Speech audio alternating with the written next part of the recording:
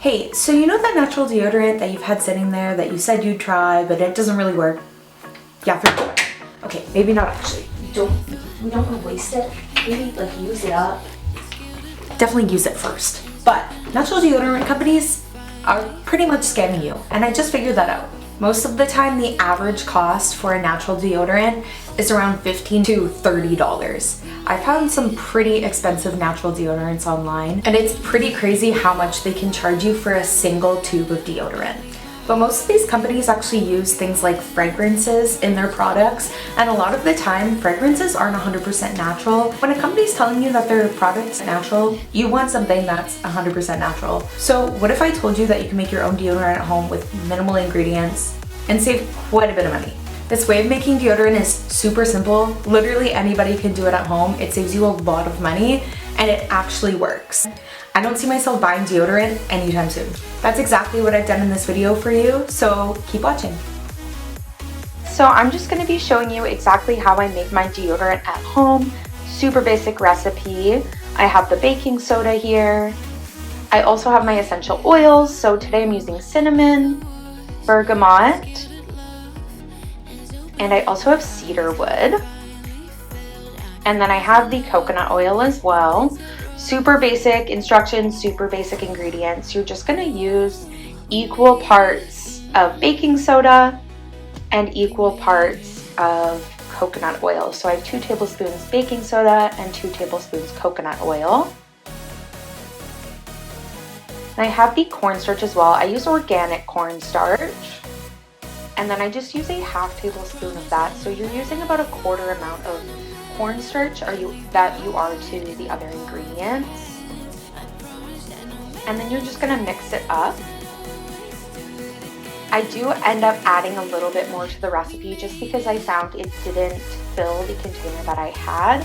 So it is a really easy recipe that you can literally just create and add if you need to.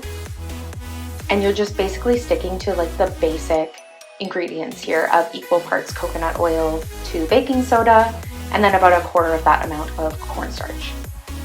I have made it without cornstarch, but I find that it really helps thicken and make the recipe a little bit less oily. But of course you need the coconut oil in the recipe. That's what creates the oiliness to it. The cornstarch definitely brings that down. It also helps with perspiration as well.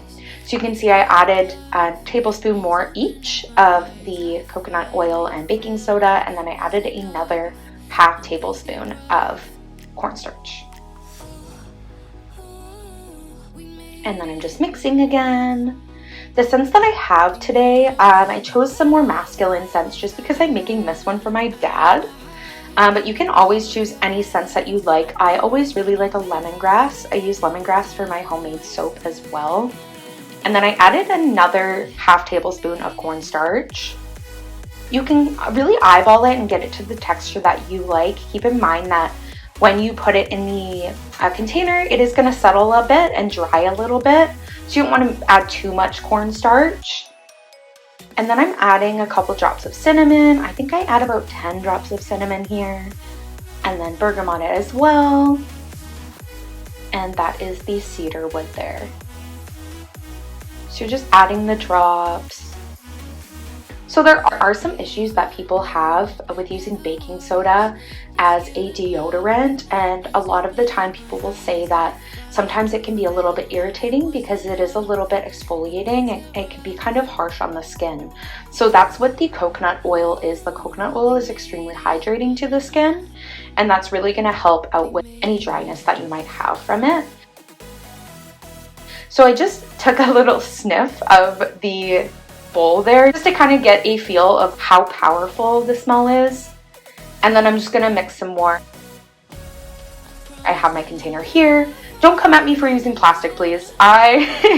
You can use a paper one as well. I did find one actually recently online on Amazon that you can find, and it's actually lined with a wax paper to seal it and have the containers not basically get wet to make them water resistant. The one I found actually did use a wax paper, a food grade wax paper, which is great. So you can always use something like that as well. I'll probably end up switching to that once I use up these deodorant containers, these plastic ones. I also got these ones from Amazon. And I'm just putting it into the container. I'm giving it a little tap on the table just to get rid of any air bubbles.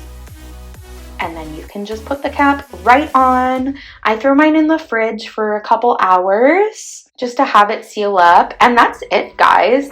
And that's pretty much it, guys. It's super basic, super easy to do. If you do end up making it and you love it, definitely like this video for me. Makes it a lot more possible for me to put out videos like this for you guys. And leave a comment as well. Hit that subscribe button, and I'll see you guys around.